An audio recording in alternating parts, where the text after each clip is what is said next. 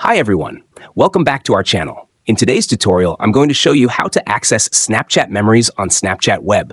So, let's get into the video. First, open your browser and go to /web.snapchat./. Once you're there, log into your account.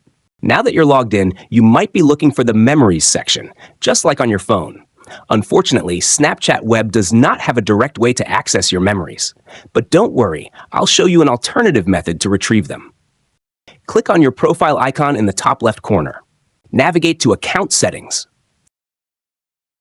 Scroll down and find the option My Data. Click on it. This will open a page where you can request to download your Snapchat data. If you only want to access your memories, make sure to select the Memories option and untick any unnecessary data. Submitting your request. Choose a date range for the memories you want to retrieve, and submit the request. And that's it. Since Snapchat Web doesn't have a built-in memories feature, this is the only way to access them on your computer. I hope this video was helpful. If it was, don't forget to like, subscribe, and hit the bell icon for more helpful tutorials. See you in the next video. Thanks for watching.